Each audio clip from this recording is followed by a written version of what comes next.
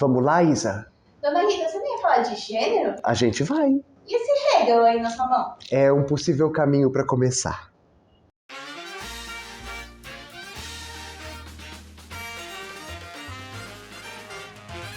Bom, como você já deve ter visto em algum local desta tela, o tema do vídeo de hoje é este sexo que não é só um sexo, a dialética senhor escravo. Já, menina, o título vai levar 8 minutos, porque eu tô assim numa fase profícua de títulos. Moçadinha, essa série, já contei pra vocês, já revelei o segredo, né? Os segredos de Vitória. Sempre que eu faço os vídeos, eu tô tentando esse ano fazer eles em 4 e desmembrar um tema em 4 perspectivas para debater o assunto. Esse aqui marca o segundo vídeo de uma nova corzinha, que vocês estão vendo na tela.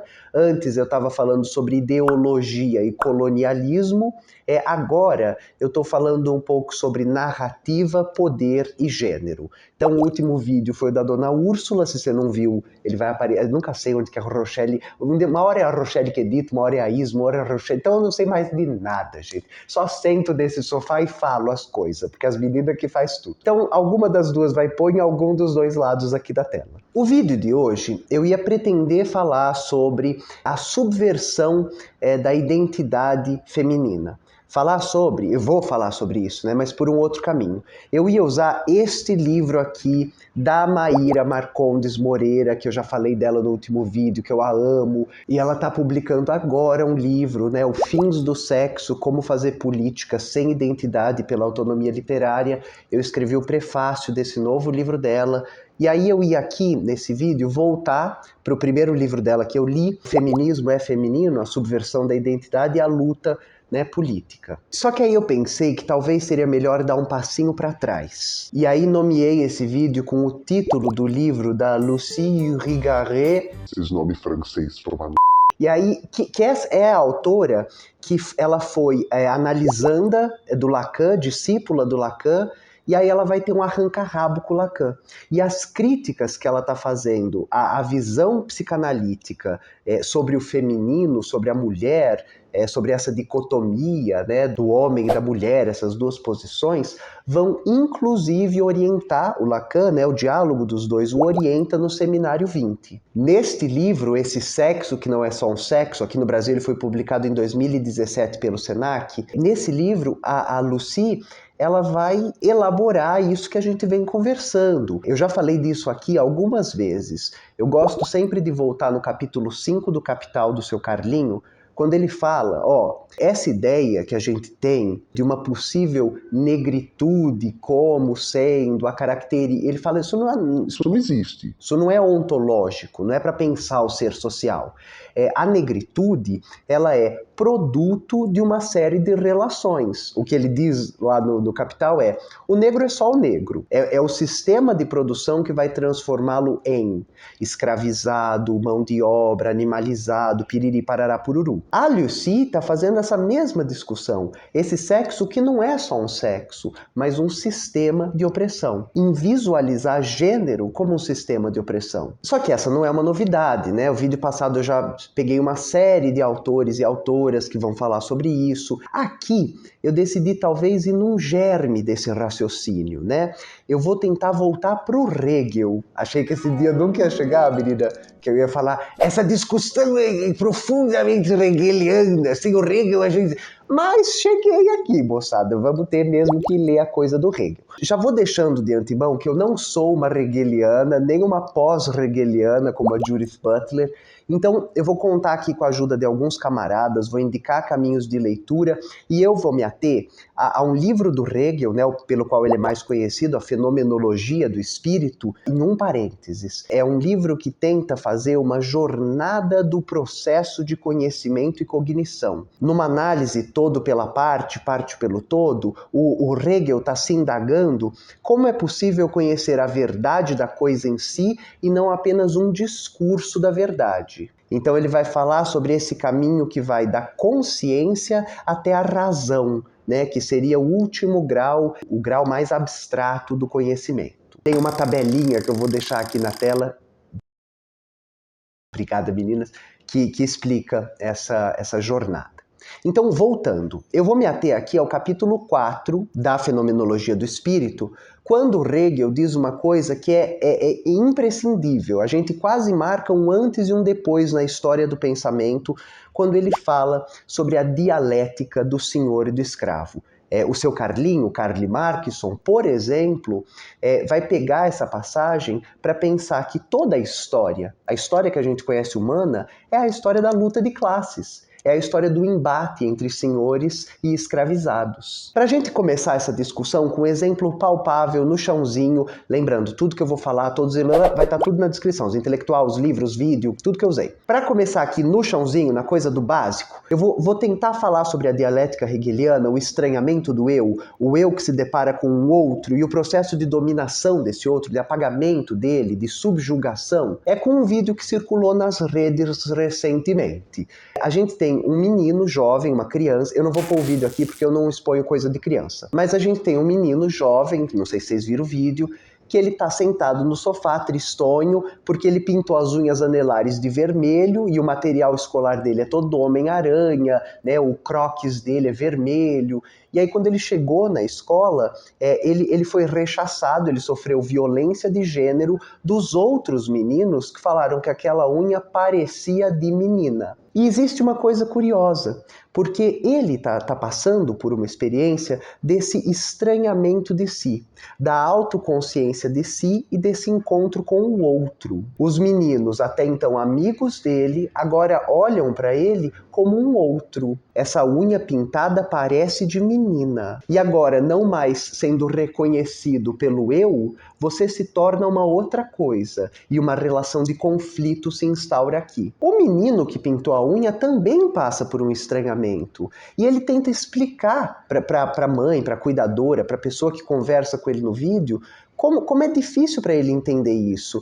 E ele fala, mas o Homem-Aranha também é vermelho, mas combina com o meu material. Mas eu falei para os meninos, uma vez eu vi meu pai pintando a unha. E ele tá volta e meia tentando se recolar, se reafirmar a essa ideia de homem, que é a posição que ele acredita ocupar no mundo, que é a posição que ensinaram que ele deveria ocupar no mundo, que é a posição desse eu e dessa autoconsciência de si. A questão é pensar, como já tão jovem, a gente tem uma subjetividade, um indivíduo, uma pessoinha que está aparecendo no mundo, que sabe que o seu reconhecimento como outro feminilizado, que se ele se aproximar do ele vai sofrer rechaço, violência. E eu tô tentando começar assim para falar da dialética senhor escravo do Hegel. Então agora a gente chegou na coisa do seu Hegelinho mesmo. O que eu vou pedir para você ler, para você se apropriar do que eu tô dizendo, para você poder formatar a sua visão também, são 3 indicações. 3 de cada lado.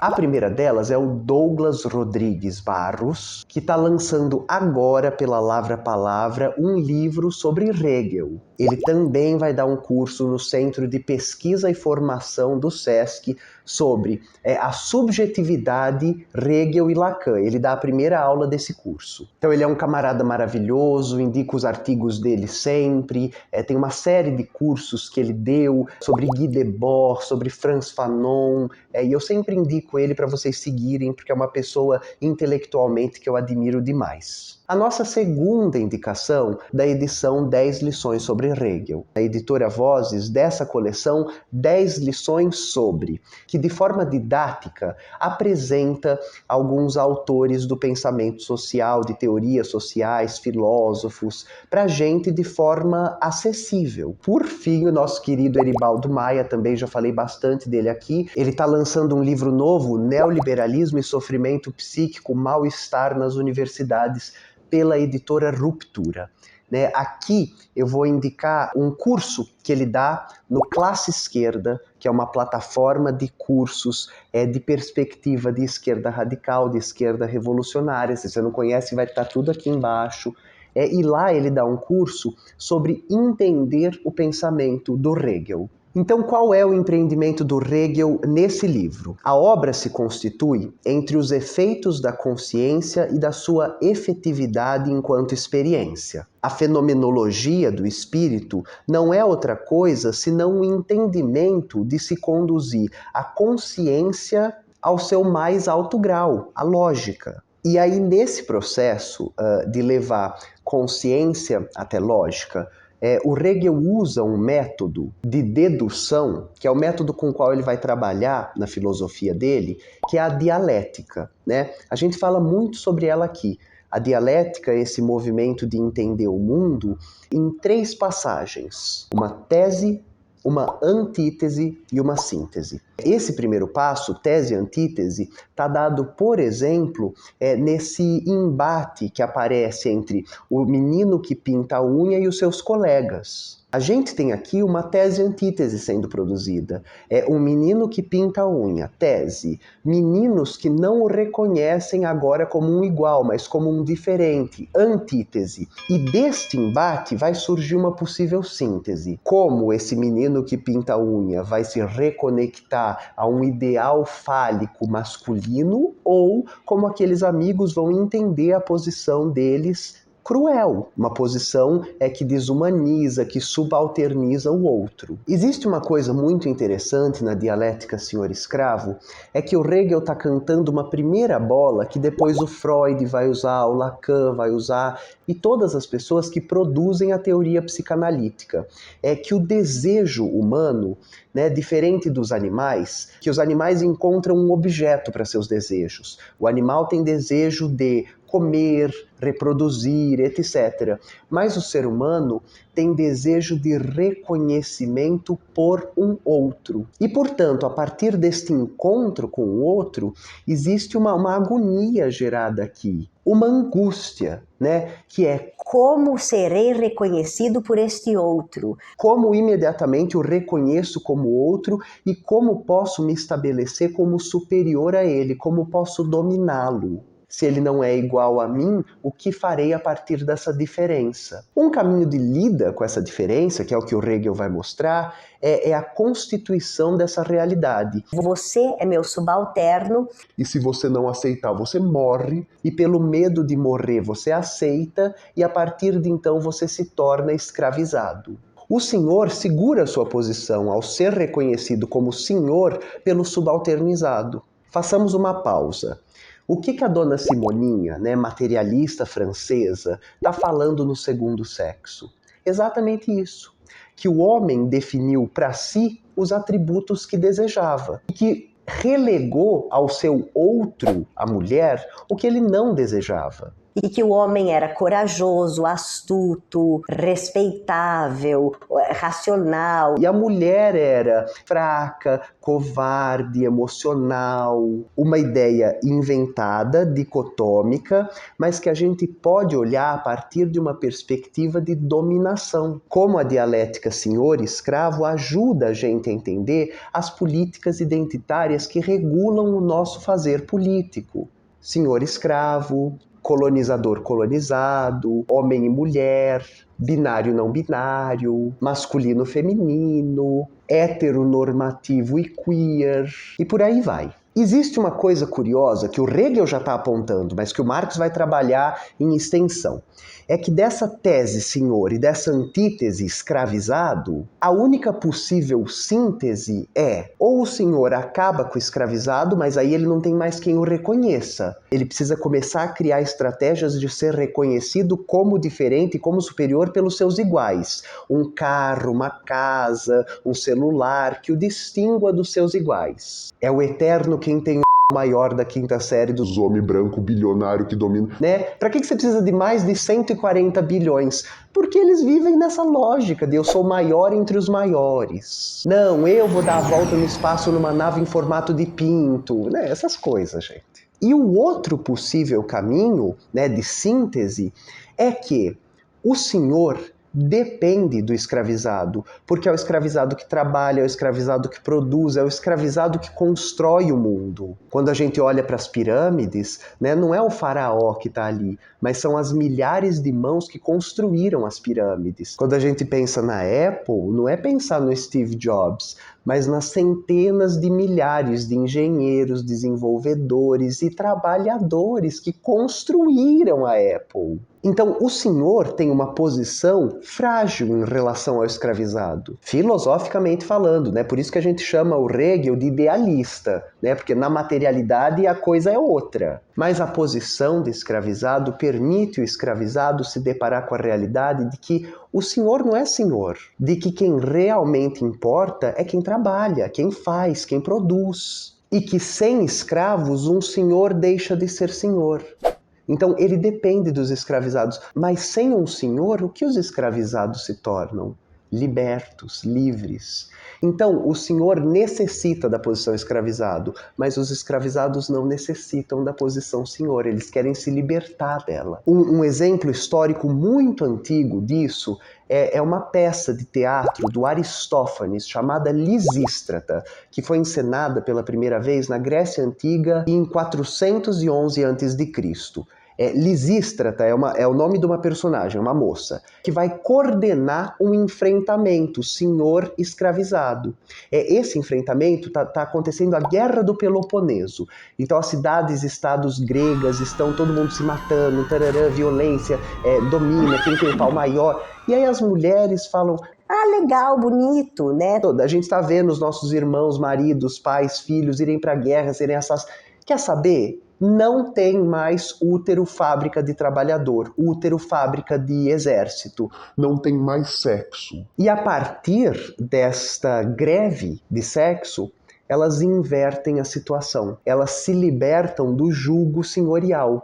Elas rompem o elo de opressão que as oprime sobre seus corpos, que transforma seus corpos em propriedade, que as coloca numa posição subalterna. Quando a Judith Butler brinca em Problemas de Gênero, no capítulo 1, sobre perguntar se o sujeito do feminismo é a mulher, ou todo mundo que pode se livrar do julgo masculino, da opressão masculina, inclusive os homens que são oprimidos por ela. Eu começo o vídeo contando para vocês a história do menino que pintou uma unha. Quando a Butler brinca sobre isso, ela está, de certa forma, se remetendo à dialética do senhor escravo hegeliana, em como, a partir da consciência da sua opressão, corpos subalternizados podem se unir e empreender uma luta que reverta o quadro. Em como o desejo maior do opressor é que o oprimido se identifique com a sua opressão, ou que lute para se aproximar dele, né? Que queira se tornar um bilionário, em vez de romper a lógica que torna a opressão possível. No caso do gênero, no caso, por exemplo, da Lisístrata, que eu estou usando como exemplo, a ideia de que o trabalho de reprodução social ter e criar bebês é responsabilidade feminina. A Nancy Fraser, uma filósofa maravilhosa da teoria crítica anticapitalista, tem um livro chamado Justiça Social na Era da Política Identitária. 2 pontos. Redistribuição, reconhecimento e participação, na qual ela vai falar exatamente sobre o que a gente está discutindo aqui. Vou ler uma citação com vocês. Ai, menina, até materializei aqui meu computadorzinho com o adesivo do Paulo Freire. Então vamos, Quando tais padrões de desrespeito e de desestima se tornam institucionalizados, por exemplo, na lei, no bem-estar social, na medicina, na educação pública e ou nas práticas sociais e de grupos, mais do que na estrutura de interação do dia a dia, elas impedem a paridade de participação, bem como as inequidades distributivas. O que a dona Nancy está dizendo é que é impossível pensar política a partir da identidade, a não ser por aquela síntese de romper a opressão, de que a identidade serve para conscientização e luta, mas que o fazer político deve ser desidentitário. Por isso que eu me referi ao novo livro da Maíra, né? Porque nos 2 livros dela, ela está indo por este caminho. A teórica social Stacey Clifford Siplican tem um livro chamado O Contrato da Capacidade, no qual ela fala sobre, mesmo nas nossas utopias mais maravilhosas de construção de sociedades igualitárias, a gente sempre tem uma visão capacitista, que acredita que todos os corpos conseguirão se expressar de uma certa forma, se entender de uma certa forma, chegar a um grau certo de consciência que permita que... E ela vai pensar o oposto disso. Qual seria o contrato social que nos reconheceria nas nossas necessidades? Então todos os corpos têm necessidade de casa, moradia, comida, atenção, possibilidade de desenvolvimento, amor. E por que os nossos sistemas políticos não são construídos com este olhar? O intuito desse segundo vídeo é que a gente consiga começar a organizar a visão de que gênero é mais um sistema de opressão construído pela nossa estrutura capitalista. Como dentro desse sistema gênero se apresenta e quais são as possibilidades de reconhecimento e luta para que a gente possa no futuro abolir gênero. Assim como a gente quer abolir classe, abolir Estado, abolir governo. Quando Marx brinca que tudo que a gente conhece é a pré-história da humanidade, da dominação do homem pelo homem, a gente precisa continuar a brincadeira que no nosso futuro de emancipação não vai haver dominação de gênero, não vai haver hierarquia de papel, mas a gente vai conseguir construir uma política que sirva a todos os corpos. Bom, por hoje é isso. Todas as descrições listadas aqui, com os links, os vídeos que eu usei, as referências, as leituras, e a gente se vê na próxima semana com um recadinho especial, tá? Comemorando também 1 milhão. Até lá, um beijinho, tchau!